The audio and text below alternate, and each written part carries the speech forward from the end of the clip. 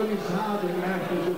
Por outro lado, havia uma outra multidão, a multidão dos demônios, que quando olhavam para Paulo, um olhava para o outro, começavam a dar risadas e dizendo: quero ver se esta cidade se curvará diante do Deus de Paulo, visto que ele é apenas diante de quase 1 milhão de pessoas que não amam e não respeitam a doutrina do Deus de Paulo. Deus estava naquele momento observando o coração do apóstolo. E quando Paulo entra naquela cidade, ele era também um empresário de sua época. Paulo tinha a sua profissão, e Paulo poderia muito bem ter entrado naquela cidade com o sentimento de ficar rico, com o sentimento de colocar ali uma grande indústria, de fazer tendas. Paulo poderia ter isso no seu coração, mas não. Paulo era atacado pelo poder do Espírito de Deus, que não se conforma com as coisas deste mundo. Quando Paulo entra pelas ruas daquela cidade, o coração do apóstolo almeja ver aquele lugar incendiado, aquele lugar encandecido pela presença do Espírito do Deus vivo.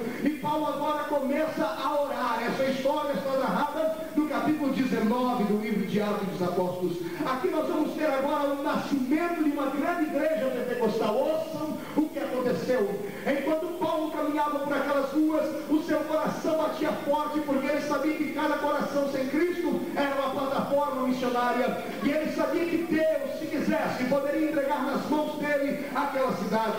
Eu disse já uma vez e repito: Deus não precisa de milhares e milhares de pessoas para efetuar a sua obra. Deus precisa de homens e mulheres com qualidade espiritual para edificar a sua grande obra.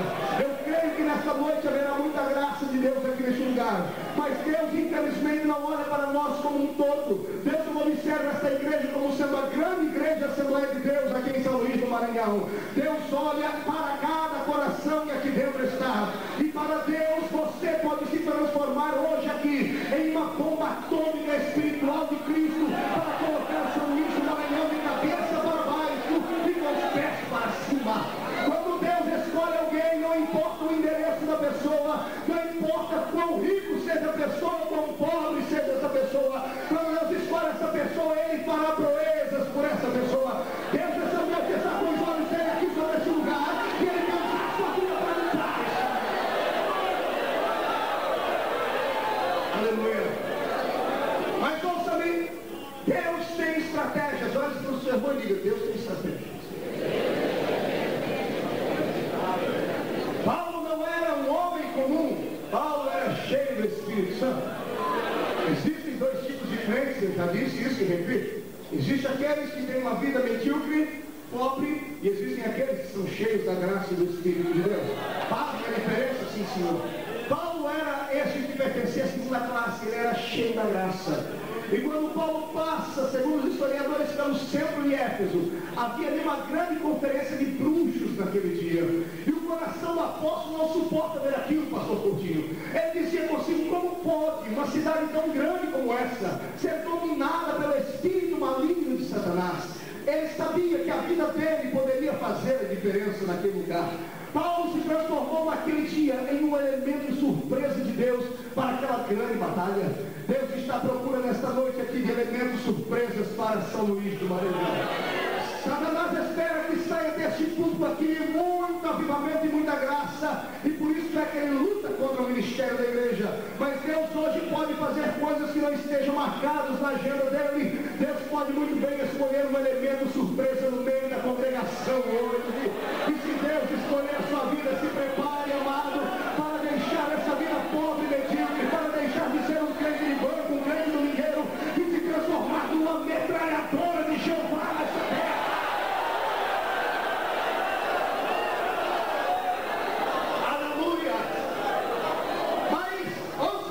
Nós vamos dar risadas agora, vamos chorar. Paulo estava ali, pastor Coutinho, tentando achar um meio de começar o evangelho pregado. A dura coisa de se começar qualquer trabalho como esse que vocês estão começando para a casa de recuperação é o primeiro passo. Difícil é a primeira atitude, o que fazer, como fazer.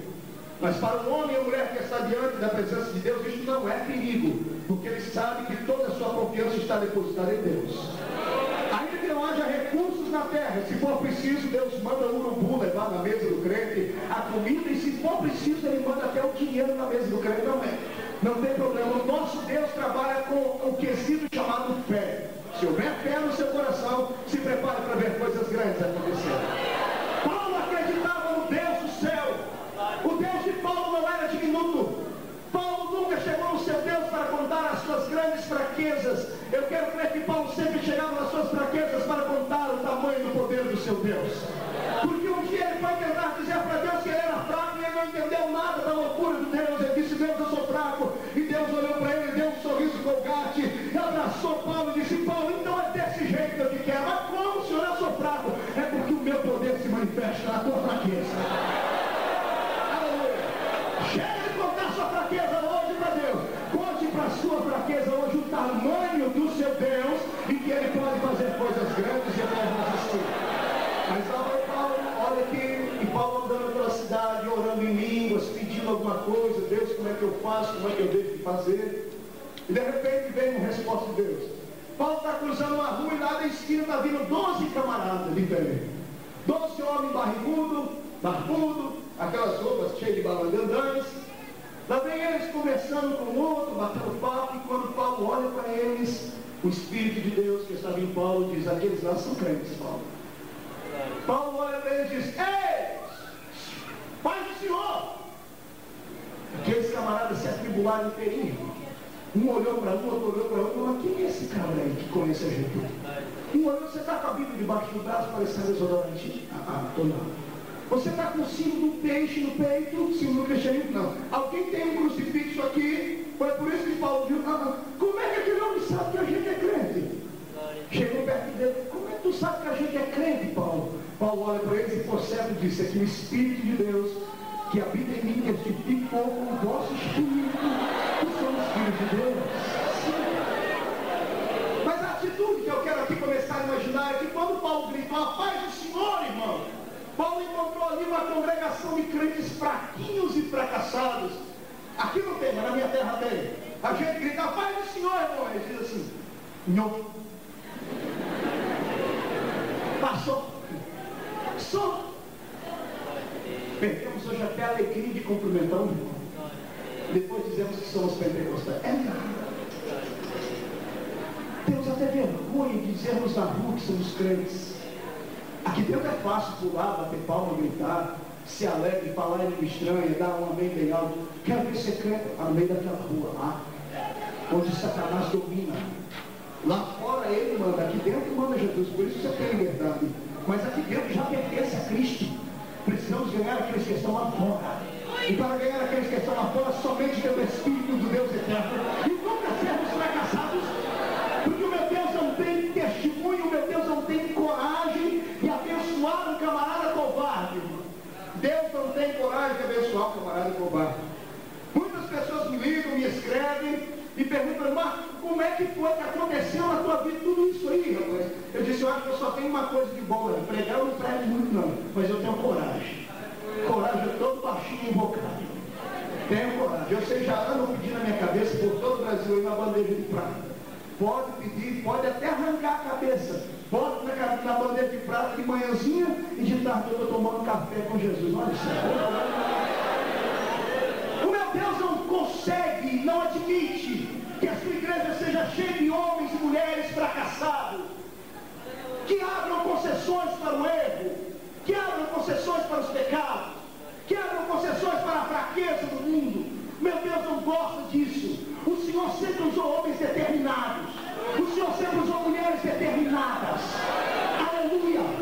Um dia desse eu consegui chegar até a congregação das Palmeiras. Alguém aqui já foi até a congregação das Palmeiras?